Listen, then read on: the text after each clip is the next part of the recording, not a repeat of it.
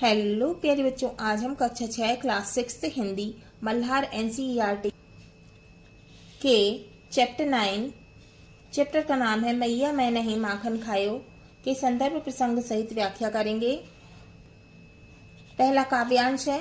मैया मैं नहीं माखन खायो, भोर भयो गैयन के पाछे मधुबन मोहि पठायो, चार पहर बंसीवत भटक्यो सांझ परे घर आयो, मैं बालक बहियन को छोटो छीको कहीं विधि पायो, ग्वाल बाल सब बैर परे हैं बरबस मुख लपटायो।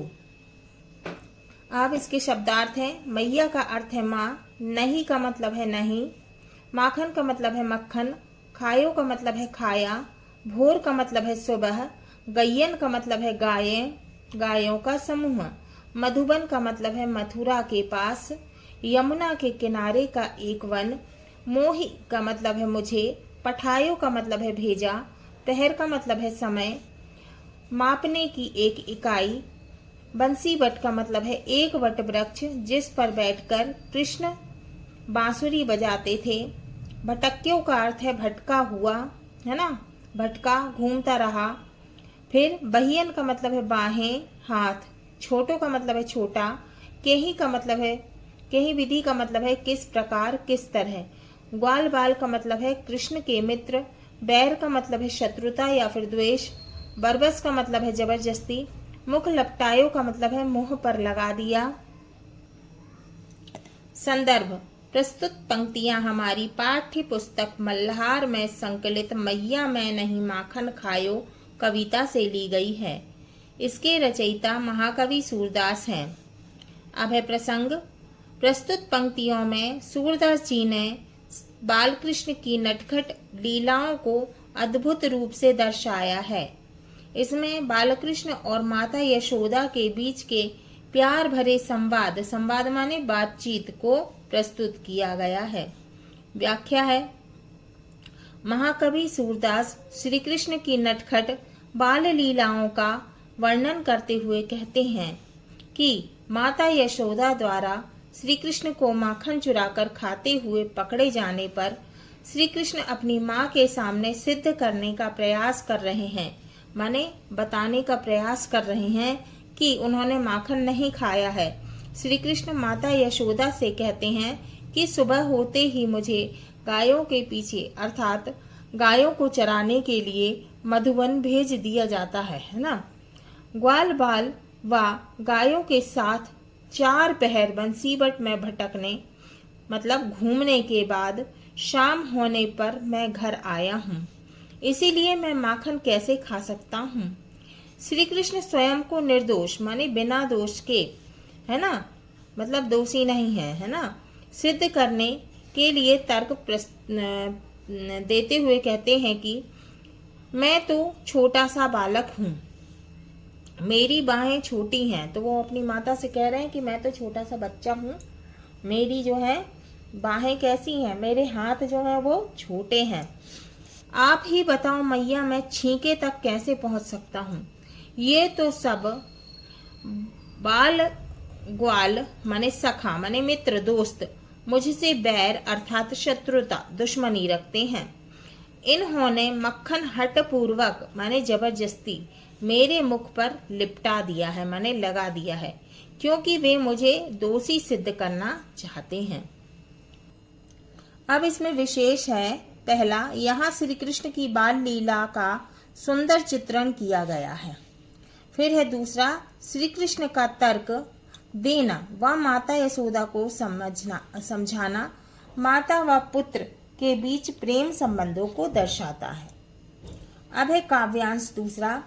तू माता मन की यति भोरी इनके कहे पति आयो, जिये तेरे कछु भेद उपजी हैं जानी परायो जायो, ये ले अपनी लकुटी कमरिया बहुत ही नाच नचायो, सूरदास तब भी हंसी जसोदा ले उर कंठ लगायो।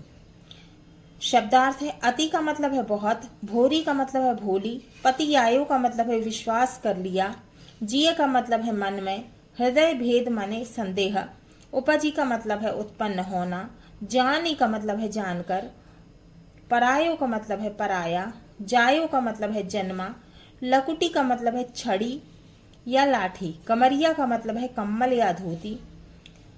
बहुत ही का मतलब है बहुत ही, बहुत बार। बिहसी का मतलब है मुस्कुराई या फिर हंस पड़ी। जशोदा का मतलब है यशोदा माता। ले का मतलब है लेकर। उर का मतलब है हृदय या सीना। कंठ का मतलब है गले। लगायो का मतलब है लगाया। अब है संदर्भ। संदर्भ कैसा है? पहले के जैसा है, जैसे हमने पहले काव्यांश में लिखा था वैसा ही है। प्रसंग। प्रस्तुत पंक्तियों में श्री कृष्ण अपनी माता यशोदा को बहुत भोली बताकर यह समझाने का प्रयास करते हैं कि दूसरों की बातों में आकर उन पर संदेह ना करें। व्याख्या। प्रस्तुत पंक्तियों में श्री कृष्ण अपनी माँ यशोदा को समझाते हुए कहते हैं कि माता, तुम मन की बहुत भोली हो और दूसरों की बातों में आ जाती हो, अर्थात ग्वाल बालों की बातों में को तुमने सच मान लिया है। श्री कृष्ण अपनी माता को उलाहना देते हुए कहते हैं कि ऐसा प्रतीत होता है कि तुम्हारे हृदय में मेरे प्रति कोई संदेह उत्पन्न हो गया है, इसलिए तुमने मुझे पराया समझ लिया है। ऐसा कहकर श्री कृष्ण यह जताने का प्रयास कर रहे हैं, माने ये बताने का प्रयास कर रहे हैं कि अगर माता उन्हें सच्चे मन से अपना बेटा समझती तो कभी भी उन पर माखन चोरी का संदेह नहीं करती, परंतु माँ ने दूसरों की बातों में आकर उन पर संदेह किया। श्री कृष्ण माता यशोदा से यह कहते हैं कि मैया, यह अपनी लाठी और कम्बल अपने पास रख लो। आपने मुझे गायों के पीछे बहुत भगाया है, पर अब मैं आपकी बात नहीं सुनूंगा। अब मैं गाय चराने नहीं जाऊंगा। अंत में सूरदास जी कहते हैं कि जब श्री कृष्ण अपनी माता को यह सब तर्क देते हैं तो माता यशोदा उनके भोलेपन को देखकर हंस पड़ती हैं और उन्हें गले से लगा लेती हैं। यह दृश्य माता पुत्र के गहरे स्नेह, प्रेम, प्यार और प्रेम भाव को दर्शाता है। जहां माता यशोदा अपने बेटे की चंचलता और भोलेपन से मोहित हो जाती हैं और उसे अपने हृदय से लगा लेती हैं। अब इसमें विशेष क्या है? इसमें विशेष है, पहला, माता यशोदा को भोली कहकर संबोधित किया गया है, बताया गया है। संबोधित किया गया है मैंने बताया गया है। दूसरा, माता यशोदा व कृष्ण के बीच वात्सल्य भाव को दर्शाया गया है। अब हम पढ़ेंगे काव्यांश आधारित कुछ प्रश्न। निम्नलिखित वाक्य काव्यांशों को पढ़कर उन पर आधारित प्रश्नों के उत्तर दीजिए। काव्यांश पहला है, मैया मैं नहीं माखन खायो, भोर भई गैयन के पाछे मधुवन मोहि पठायो, चार पहर बंसीवत भटक्यो, सांझ परे घर आयो, मैं बालक बहियन को छोटो छींको कहीं विधि पायो, ग्वाल बाल सब बैर परे हैं बरबस मुख लपटायो। अब पहला प्रश्न है, श्री कृष्ण ने स्वयं को किस कारण माखन चोरी करने में असमर्थ बताया? तो पहला ऑप्शन है का, वे वृंदावन में थे। खा, वे छोटे बालक हैं। गा, वे सो रहे थे। घा, वे गुरुदेव के आश्रम में थे। तो इसका उत्तर है खा, वे छोटे बालक हैं। दूसरा है, माता यशोदा ने श्री कृष्ण को मधुबन क्यों भेजा? का है, खेलने के लिए। खा, माखन खाने के लिए। गा, गायों को चराने के लिए। घा, विश्राम करने के लिए। तो इसका उत्तर है गा, गायों को चराने के लिए। अब तीसरा है, श्री कृष्ण ने अपने मुख पर माखन लगने का क्या कारण बताया? का है, उन्होंने खुद लगाया। खा है, ग्वाल बालों ने जबरदस्ती लगाया। गा है, गोपियों ने लगा दिया। घा है, माता यशोदा ने लगा दिया। तो इसका उत्तर है खा, ग्वाल बालों ने जबरदस्ती लगा दिया। अब है प्रश्न चौथा, बरबस शब्द का क्या अर्थ है? उत्तर है बरबस शब्द का अर्थ है जबरदस्ती या हठ पूर्वक। पांचवा है, चार पहर बंसीवट भटक्यो, सांझ परे घर आयो, पंक्ति का आशय स्पष्ट कीजिए। उत्तर, श्री कृष्ण माता यशोदा से कहते हैं कि मधुबन होते ही मुझे गायों के पीछे अर्थात गायों को चराने के लिए मधुबन भेज दिया।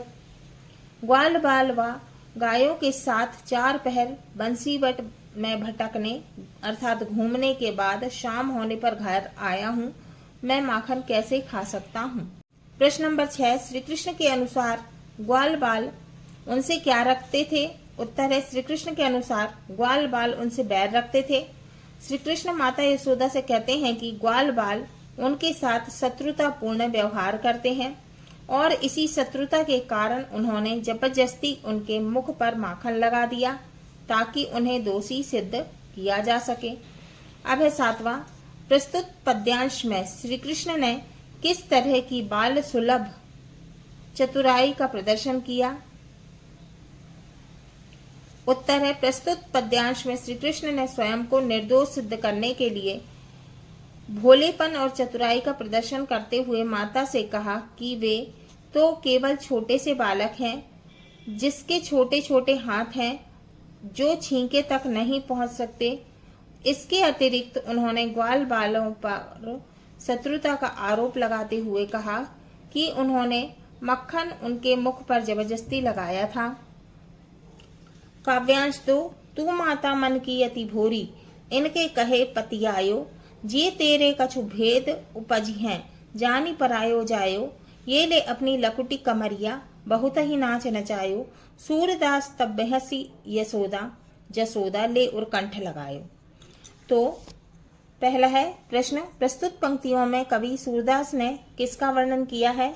का है श्री राम के वनवास गमन का, खा है श्री कृष्ण की बाल लीलाओं का, गा है शिव के बालपन का और घा है श्री कृष्ण द्वारा अर्जुन को गीता उपदेश देने का।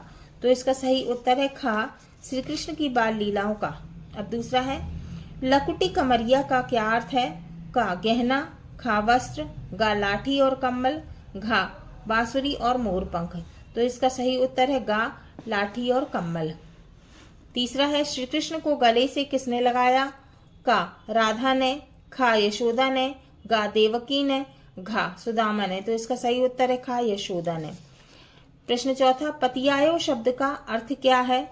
तो इसका उत्तर है पतियायो शब्द का अर्थ है विश्वास किया या सच मान लिया। प्रश्न 5, मन की अति भोरी से क्या तात्पर्य है? उत्तर, मन की अति भोरी से तात्पर्य है कि माता यशोदा मन की अत्यंत माने बहुत भोली हैं। श्री कृष्ण अपनी माँ यशोदा को समझाते हुए कहते हैं कि माता तुम मन की बहुत भोली हो और दूसरों की बातों में शीघ्र जल्दी ही आ जाती हो, अर्थात ग्वाल बालों की बातों में को तुमने सच मान लिया है, इस कारण तुम मुझ पर माखन चोरी का संदेह करने लगी हो। अब है प्रश्न नंबर 6, अंत में माता यशोदा ने श्री कृष्ण के साथ क्या किया तथा क्यों किया? तो इसका उत्तर है, अंत में माता यशोदा ने श्री कृष्ण को गले से लगा लिया। श्री कृष्ण ने अपने तर्क और भोलेपन के साथ यह सिद्ध करने का प्रयास किया कि उन्होंने माखन नहीं खाया। श्री कृष्ण की इस चंचलता और भोलेपन को देखकर माता यशोदा का मन प्रेम और वात्सल्य से भर गया। उन्हें अपने पुत्र की नटखट और भोली बातों पर प्यार आ गया और इस प्रेम भाव से उन्होंने श्री कृष्ण को हंसते हुए गले से लगा लिया। इस दृश्य में माता पुत्र के बीच गहरे स्नेह और प्रेम का भाव प्रकट होता है।